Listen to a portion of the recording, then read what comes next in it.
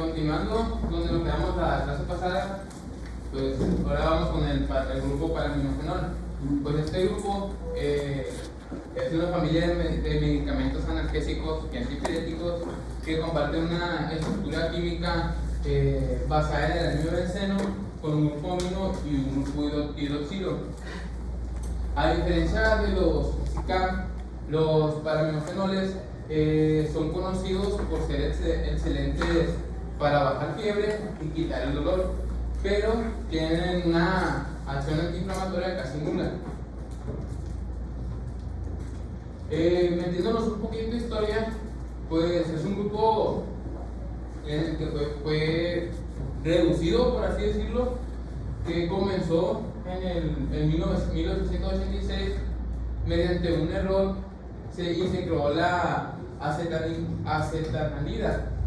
Este fármaco con el tiempo se detectó que era nefrotóxico y siguiente, en 1887 se lanzó otro fármaco del mismo grupo que es la fenacetina, que igualmente que la acetanilida se descubrió o se detectó que también causaba cierta toxicidad al organismo. Y ya casi 100 años después, en 1948, se descubrió que estos dos fármacos tenían un metabolito activo, que es el paracetamol, que era el causante o el responsable de bajar fiebre, de quitar el dolor, y por lo cual en 1983 estos dos fármacos quedaron descartados, o sea, inutilizables, y ahí es donde nació el paracetamol.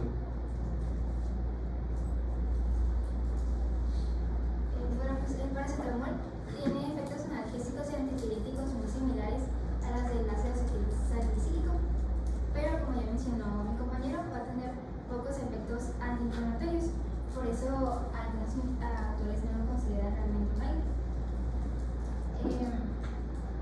Para que el paracetamol pueda ejercer su función, necesita concentraciones bajas de peróxido,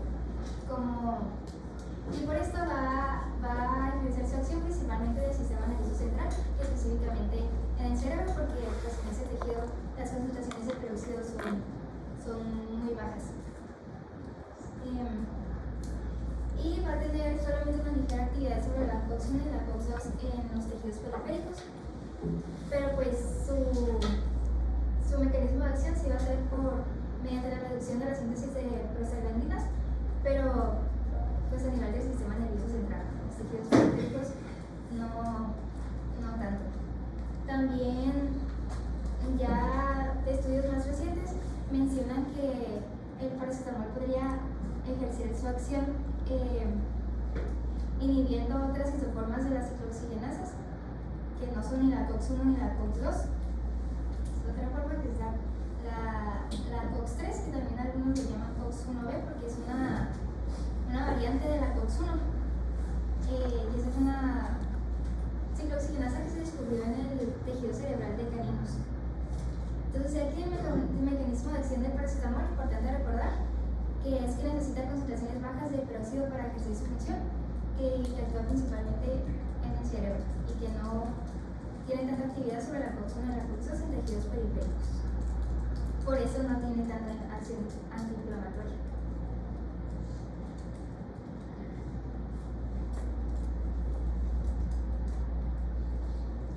Y en cuanto a la farmacocinética, pues el paracetamol oral va a tener una excelente biodisponibilidad, va a alcanzar concentraciones plasmáticas máximas entre los 30 a los 60 minutos y su semivida en plasma es cercana a las 2 horas. Es absorbida rápidamente por el intestino delgado, principalmente por difusión pasiva, y es metabolizado principalmente en el hígado por tres rutas metabólicas principales: por conjugación con el glucurónido, conjugación con sulfato o por oxidación por el citocromo P450, que eso nos va a generar ese metabolito en NAD1, que es N-acetil P-benzoquinona imina, que va a ser un compuesto tóxico, pero que para se va a conjugar con el glutatión para destoxificar lo que pueda ser excretado por orina. Esto en situaciones normales y a dosis terapéuticas.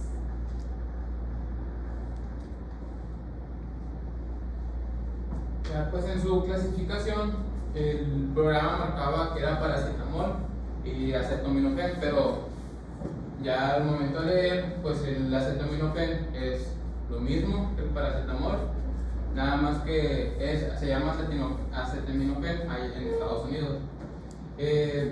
Pues son extremadamente eficaces, como ya se los he mencionado, para bajar el dolor y la fiebre.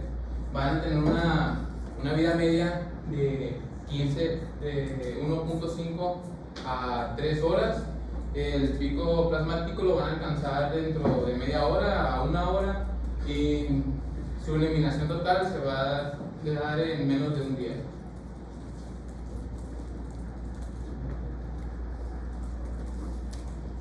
Y pues el paracetamol lo vamos a encontrar principalmente en tabletas, ya sea de 500 miligramos o de 650 miligramos, con precios que van a variar pues, desde los 8 pesos hasta los casi 200. Lo podemos encontrar también en solución como gotas para los pacientes pediátricos. Esta presentación tiene sabor cerezo y está en 100 miligramos por mililitro, entonces en 83 pesos. También lo podemos encontrar como solución inyectable. Esta presentación es de dosis única de 1 gramo, contiene 10 miligramos por mililitro, son 100 mililitros, tiene el frasco, y se aplica por perfusión intravenosa, cuesta 225 pesos. También lo podemos encontrar combinado con otros fármacos o con otros compuestos. Puede ser combinado con una cafeína para aumentar o potenciar sus efectos analgésicos. También lo podemos encontrar combinado con otros AINES u otros fármacos como la tramadol, la fenacetina. También lo podemos encontrar como supositorios, 300 miligramos. Esta presentación contiene 6 supositorios, cuesta 51 pesos. Si es otra solución inyectable, igual que la otra de 1 gramo de 100 mililitros. Y lo podemos encontrar en jarabe, igual para los pacientes pediátricos, de 3.2 gramos por 100 mililitros. Tiene sabor fresa. Cuesta 195 pesos. Pues este fármaco va a ser útil para dolor leve moderado, fiebre, cefalea, dolor postparto y pues es útil para pacientes alérgicos a la acetilsalicilina. La dosis en adultos va a ser de 500 a 1000 gramos por miligramos de cada 6 a 8 horas. La dosis máxima es de 3.000 miligramos al día. En pacientes pediátricos la dosis será de 10 a 15 miligramos por kilo. Dosis cada 4 a 6 horas. Y la dosis máxima sería de 1200 a 1500 miligramos al día. Este va a estar contraindicado ya sea en sensibilidad o alergia al mismo fármaco, enfermedad hepática grave, insuficiencia hepática severa, consumo crónico y elevado de alcohol, ya que este puede aumentar la toxicidad hepática. En el embarazo y lactancia, pues es analgésico de primera elección, ya que se debe utilizar una dosis mínima eficaz y por el menor tiempo posible. No ha demostrado ningún efecto teratógeno durante el embarazo y es compatible con la lactancia, ya que sí pasa la leche materna, pero en dosis mínimas. Y ya para terminar, los efectos adversos vamos a ver los efectos adversos del paracetamol. Es importante mencionar que el paracetamol es considerado el AINE más seguro de todos, pero pues igual puede presentar efectos adversos como alergias en forma de erupciones eritematosa, urticarias, puede producir reacciones gastrointestinales como todos los AINES, no presenta hipersensibilidad cruzada con los salicilatos y la toxicidad hepática es rara. Y la reacción adversa más importante es la intoxicación aguda con necrosis hepática grave. Ahora vamos a hablar de eso, la intoxicación por paracetamol. Las hace rato les hablaba del metabolismo del paracetamol, que iba a tener 3 rutas metabólicas principales. Una de ellas era la oxidación por el citocromo P450, que les decía que generaba un metabolito tóxico. El NAP1, que en condiciones normales se iba a conjugar con el glutatión para detoxificarlo y que se aceptara en la orina. Sin embargo, cuando hay una sobredosis de paracetamol, estas concentraciones hepatocelulares de glutatión se agotan, entonces pues el NAP1 no se puede excretar, pues no se puede conjugar con el glutatión y se acumula, y es cuando pues, esa va a constar de 4 fases. El periodo prelacional, que van a ser las primeras 8 horas tras la ingesta, y vamos a presentar síntomas inespecíficos como náuseas, vómito, anorexia y aporesis y mal estado general. Después va a ser el inicio del daño hepático, que va a ser 24 horas después de la ingesta, y vamos a tener síntomas como náuseas, vómito y dolor o hipersensibilidad en el epigastrio o del hipocondrio derecho. Después va a ser el daño hepático máximo, 3 o 4 días después de la ingesta. Va a haber insuficiencia hepática fulminante, encefalopatía, hipoglucemia y acidosis metabólica.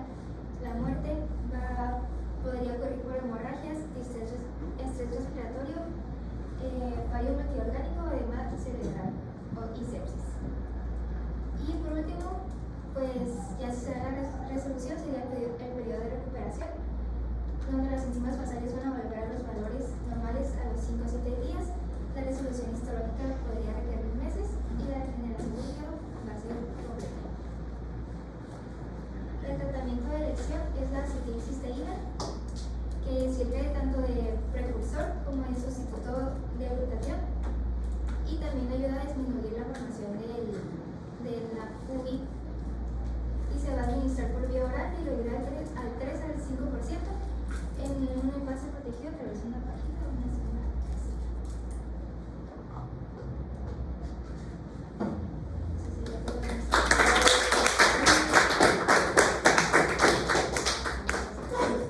Enciende la luz un poco, no te vayas a lustrar.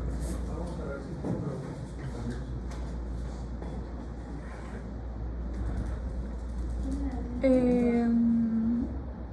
Pues yo había leído que además de la N-acetilcisteína también se puede utilizar el carbón activado.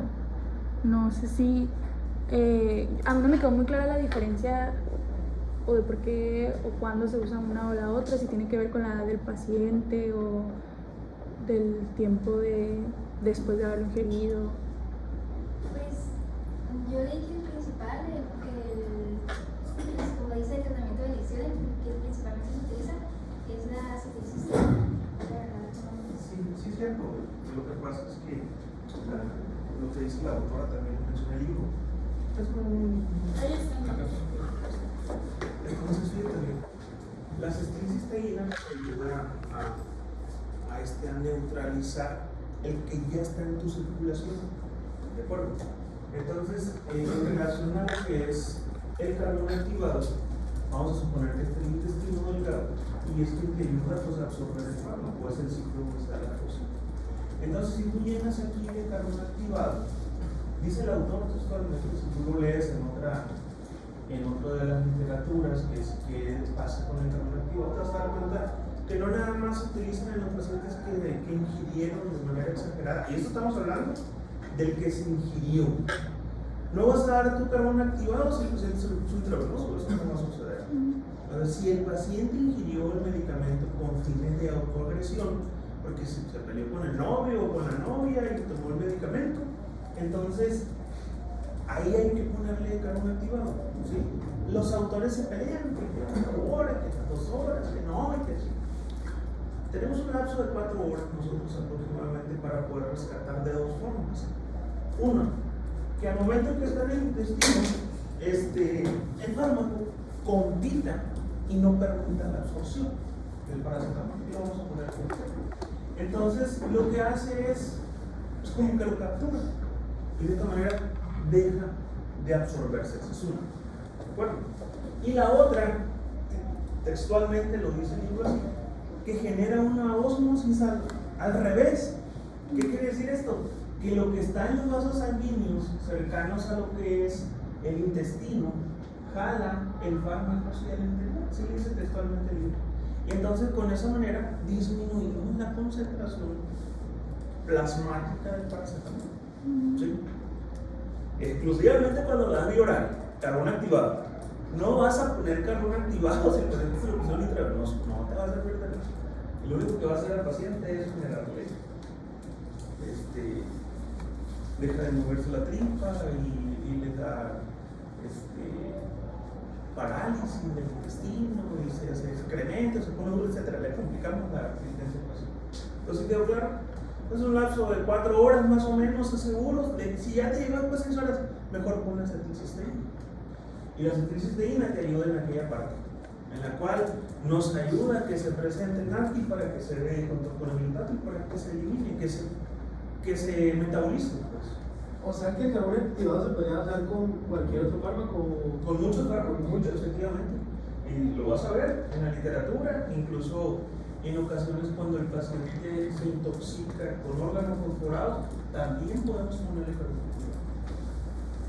Y en pacientes con riesgo de daño hepático, se administra con algo para. Eso ya lo vimos.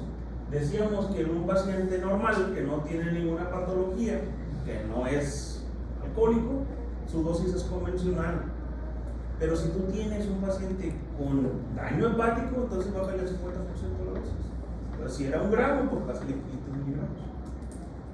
Eso lo vimos en un principio. ¿Qué más? Sí, había leído que puede indicarse también la administración de justamente ese fármaco. Sí, pero no lo vas a administrar tú si el paciente no tiene síntomas de intoxicación. O sea, yo te entiendo tu pregunta que si un paciente con hepatopatía le vas a poner el medicamento, no. El carbón activado ni la acetilcisteína. Lo vas a presentar o lo vas a aplicar el medicamento siempre y cuando tengas tus datos de insuficiencia hepática. ¿Sí? Ok. Ellos 3 son sanos y yo estoy enfermo del hígado. A ellos le vas a poner las dosis convencionales.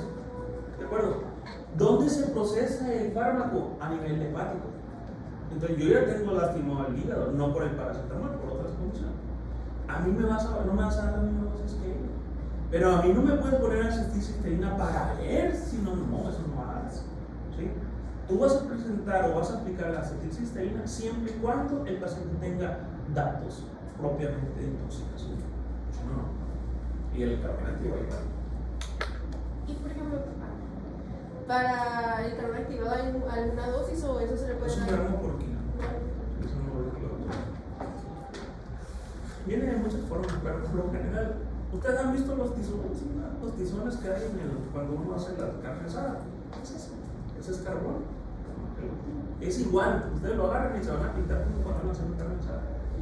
Lo que pasa es que tiene buena capacidad fósil. Para personas que tienen daño hepático y por ejemplo dice ahí que la dosis máxima era de 4 gramos al día, ¿no? Cuando no se le puede bajar la fiebre a un paciente, se usa una combinación de 2 medicamentos, por ejemplo con el metamisol que también decía que era buen antipirético. ¿Sí lo puedes hacer? O entendiendo pues ¿por qué estamos haciendo hincapié en paracetamol? Porque es el que genera lesiones. Dipirona no, pero sí puede generar. ¿Quién es el que más lo hace? entonces para bajar una fiebre a una persona con daño hepático es Paracetamol, igual 50%. Si le pones la dosis convencional, aparte de fiebre va a tener daño hepático y lo vas a matar. ¿Sí? Ahora, ¿no quieres saltarte eso? Ojo también con esto. Lo vemos en hospitales. El paciente hepatópata, el que tiene daño en el hígado, tiende a tener plaquetopenia. Ellos no manejan números adecuados de plaqueta. Agua se le pone dipirona, porque puede, no quiere decir que pase. Puede disminuir el número de plaquetas. ¿Alguien más? Bueno, entonces, recapitulando lo que pusieron sus compañeros relacionados con paracetamol, pues dicen que es lo que nosotros no recetamos. Y sí es cierto, pues ¿por qué? Por sus efectos benéficos y por ser un medicamento noble. Si se dieron cuenta y ustedes son observadores, no se aplica en pacientes neonatos que tengan persistencia al conducto arterioso. ¿Por qué? Porque no tienen esa capacidad. Muchos lo excluyen de ser un AINE porque no es antiinflamatorio. La capacidad antiinflamatoria que tiene el acetaminofén es mínima o casi nada. Entonces, pero es buen analgésico y es buen antipirético, o de los mejores antipiréticos. Pero las otras dos actividades que tienen los AINES pues están muy limítrofe. Entonces muchos autores lo ponen en un apartado distinto al de los AINES, no más eso. ¿Sí? ¿Y qué otra cosa es? Que es barato, ¿verdad? Y es confiable y aparte tiene muchas presentaciones. ¿Sí? Tenemos presentaciones para pediátricos en jarabes, en supositorios, ¿sí? En los adultos tenemos tabletas, tenemos aplicaciones intravenosas. De tal manera, pues, de que es un buen medicamento. Es seguro utilizarlo en las mujeres embarazadas. ¿Sí? Es de los fármacos más seguros. Entonces, ahí no dicen, ay, que se le va a cerrar el conducto arterioso al bebé. No, no va a pasar. Entonces, por eso es uno de los medicamentos que recetamos más, porque es seguro, no tiene capacidad teratogénica, no altera el conducto arterioso, no afecta la función renal, ¿sí? Entonces, y luego el paciente casi no se queja de trastornos gastrointestinales, precisamente porque es una sal que se lleva bien con la glucosa. Claro, si exageramos la cantidad, pues igual va a pasar, ¿no? ¿Tiene preguntas? Seguimos, chicos. Gracias. Un aplauso a sus compañeros.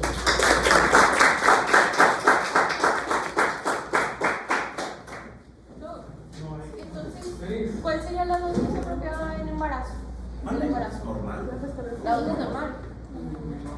Tienes que pensar tú en la edad gestacional, porque volvemos otra vez a lo mismo, porque van a ser dos personas a las que estás tratando, al adulto y al bebecito. ¿De acuerdo? Entonces, si es tú dices del riesgo y el beneficio. Si la paciente tiene 39 grados de temperatura, vas a ponerle la dosis convencional. Porque si ella convulsiona, el bebecito. ¿Sí? Entonces, entiendan que tenemos que ver aquí entonces al binomio. No le va a pasar nada con sus dosis habituales, al bebé no le va a pasar nada. La exageración en la dosis sí, o la persistencia del mismo medicamento como tiene que ser.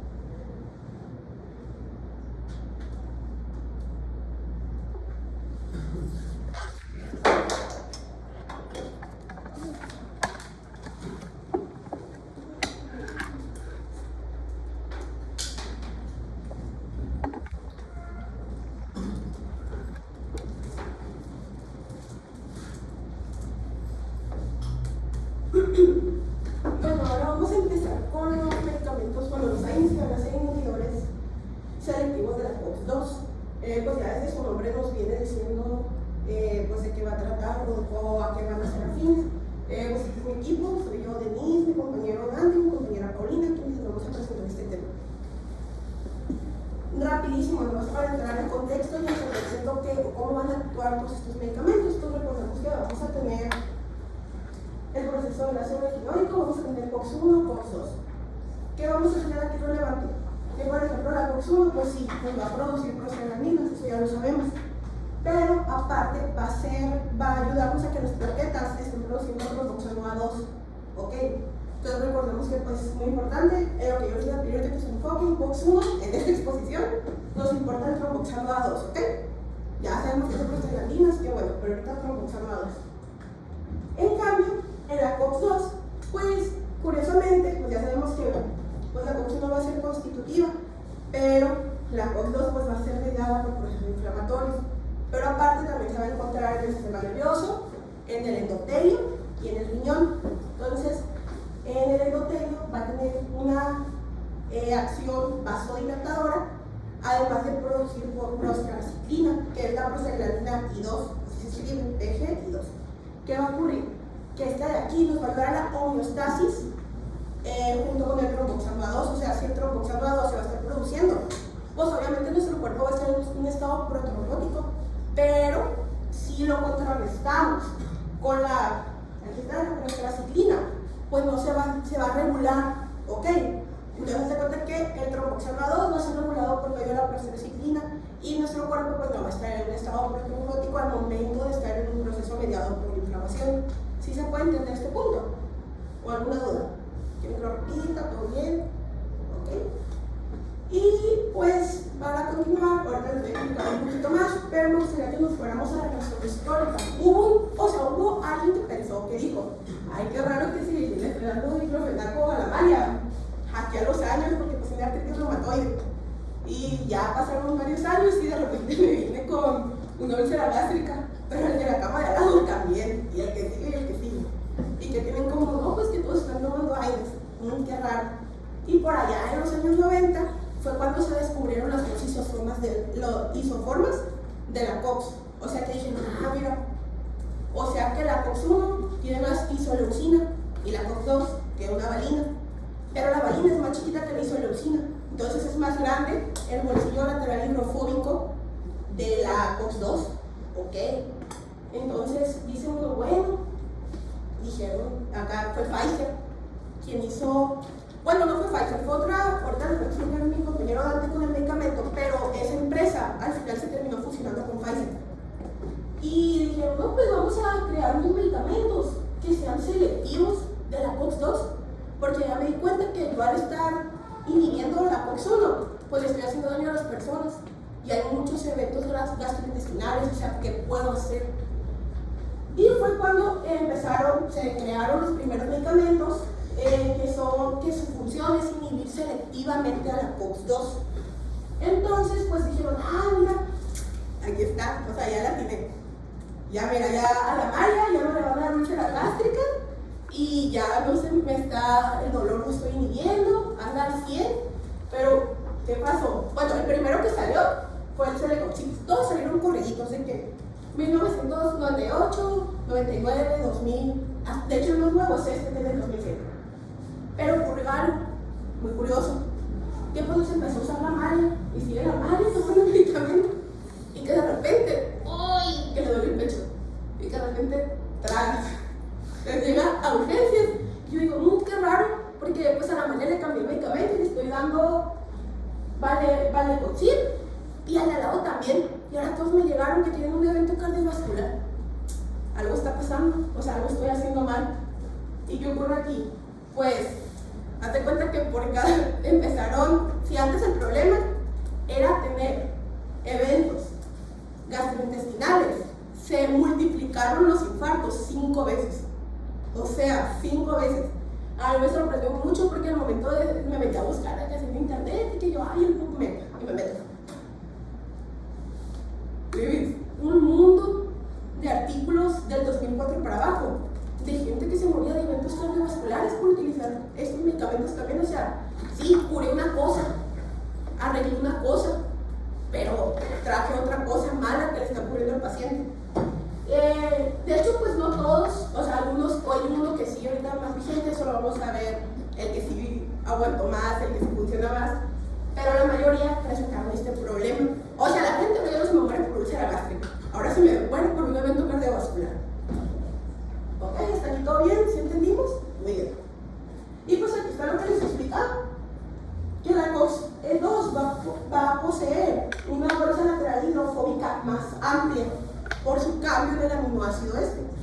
Entonces, como es más amplia, pues ¿qué hicimos? Que los medicamentos tengan lo que se va a insertar, es como una pieza de rompecabezas, pues más grande, porque obviamente como va a ser más grande la pieza, o sea el medicamento que se va a unir a la COX, pues no va a caber en la 1, porque la 1 va a ser más chiquita, y pues la que yo voy a tener del medicamento va a ser más grande. Entonces el medicamento sí se vuelve selectivo de la COX-2.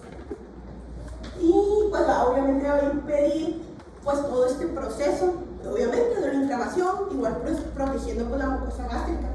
Pero que mencioné, que la COX-2 va a producir prostraciclina, que es lo que nos importa ahorita. Y como yo como la voy a estar inhibiendo, pues voy a inhibir la producción de prostraciclina. Y como inhibir la producción de prostraciclina, pues no voy a poder contrarrestar la producción de tromboxano A2, o sea, no va a haber homeostasis en esa parte del cuerpo. No es que lo contrarreste, sino que le hace una homeostasis, porque obviamente se va a seguir produciendo, pero yo hago que estén equilibrados. Esa es la función. Entonces, al momento de inhibirlo, pues esto es lo que ocurre. Y pues su efecto terapéutico, que es lo que les mencioné, deriva de la disminución de proteínas inflamatorias. Sin embargo, la inhibición simultánea de prostacyclina, sin afectar el tromboxano A2, va a generar un estado protrombótico relativo. Y ahora va a pasar mi compañero y ahorita nos volvemos a ver. Vamos a entrar de lleno y de forma muy rápida y sintetizada en los fármacos inhibidores de la COX-2. El día de hoy pues hablaremos de la estrella, el celecoxib, el rofecoxib, valdecoxib, parecoxib, etoricoxib, y lumiracoxib. Aquí les muestro una tabla comparativa de los aspectos propios de la farmacocinética de estos fármacos que vamos a ver a profundidad. Después vamos a ver este fármaco tiene estas propiedades, estas contraindicaciones, estas indicaciones. Pero, ¿qué podemos tomar de esta tabla?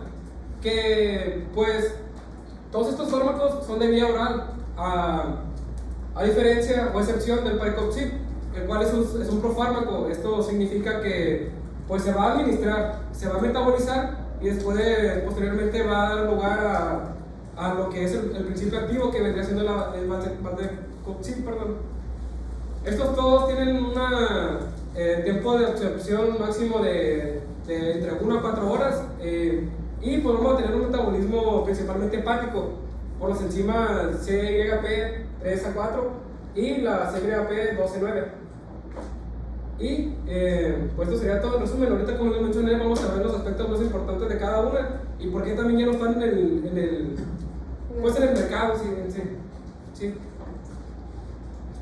Pues, ¿qué sabemos que hacen los inhibidores de la COX-2? Pues en general, ¿qué pasa cuando lo bloquean? Pues disminuye la periférica, lo que disminuye la sensibilización de los receptores, lo que nos da un efecto analgésico. También pues tenemos una disminución de la vasodilatación y extravasación, lo que nos da un efecto antiinflamatorio. Disminuye la prostacyclina que mencionamos anteriormente y tenemos un efecto antipirético. Hay una preservación de la COX-2, lo que pues provoca menor daño mucoso contra los genes clásicos, lo cual pues nos da directamente a un efecto pues gástrico en sí, seria protección. Y pues también que inhiben el tromboxano 2, por lo que no son mente agregantes, y pues también tenemos un efecto plaquetario. ¿Cómo lo vamos a diferenciar?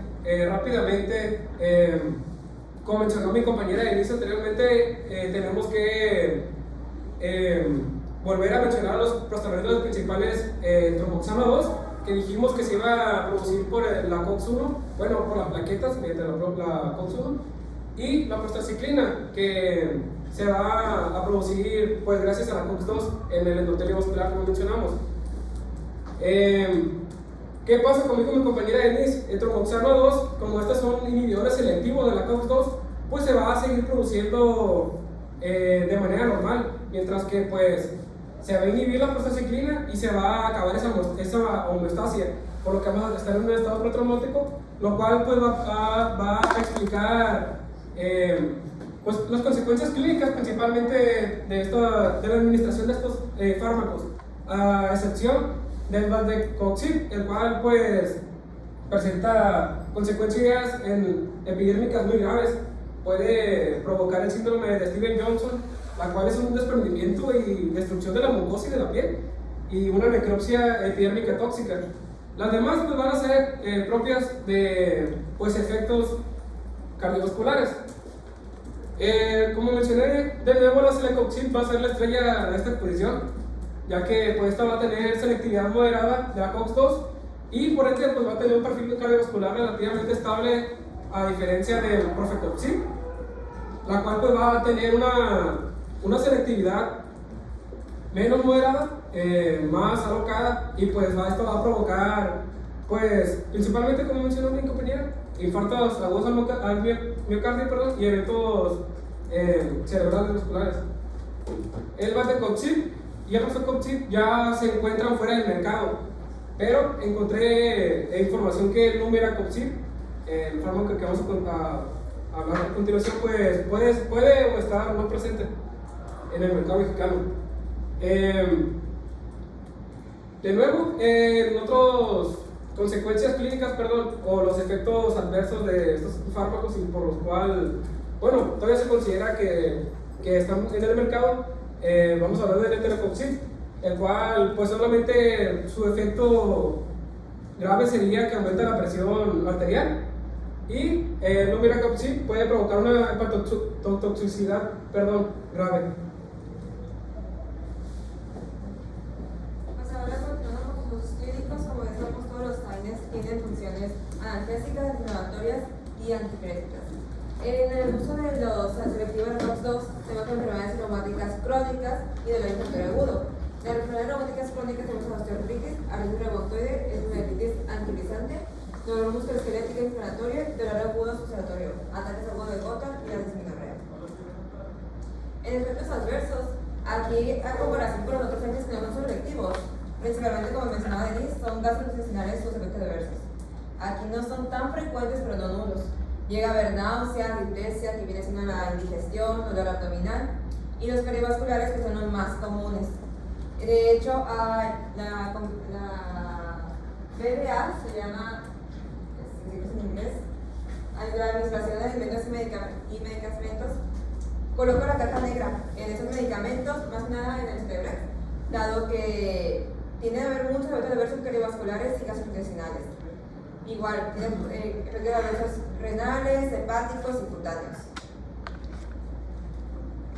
En contraindicaciones, aquí ahorita se me hizo más lógico pensar si el paciente está padeciendo ya problemas cardiovasculares, problemas renales.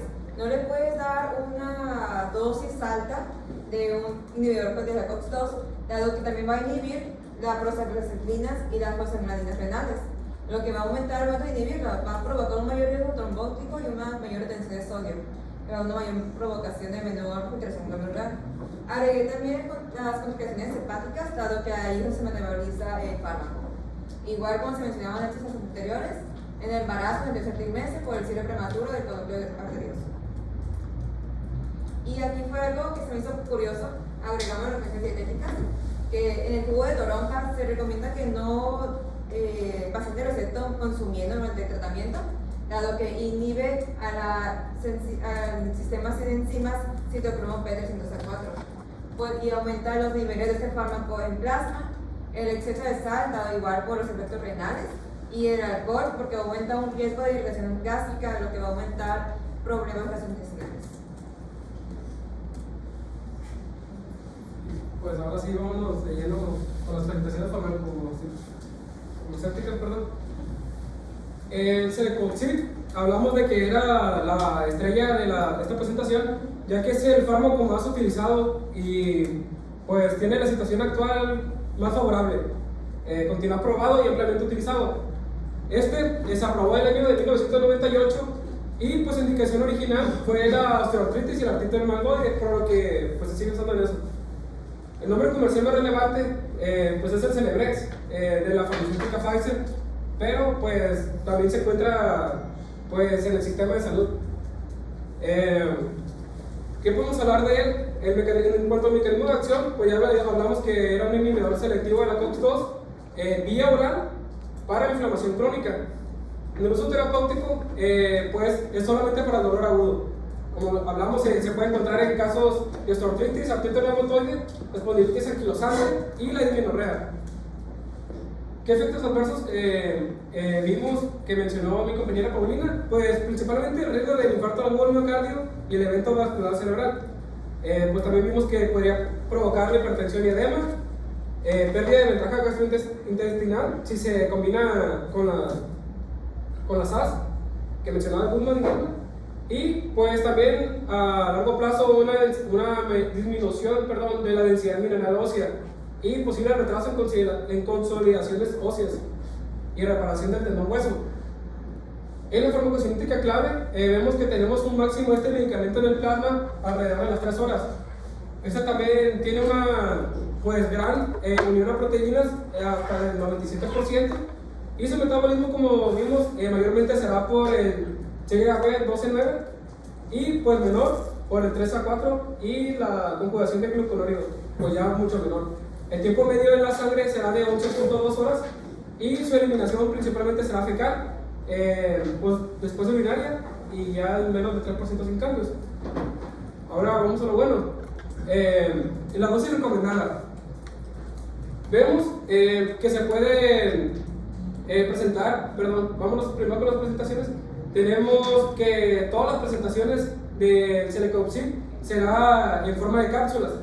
Vamos a tener cápsulas de 50 miligramos, de 100, 200 y 400, siendo lo más normal, viendo nosotros en la clínica, supuestamente, las presentaciones de 100 y 200 miligramos, ya que la de 50 pues será para pediátricos y 400 más utilizados en el hospital.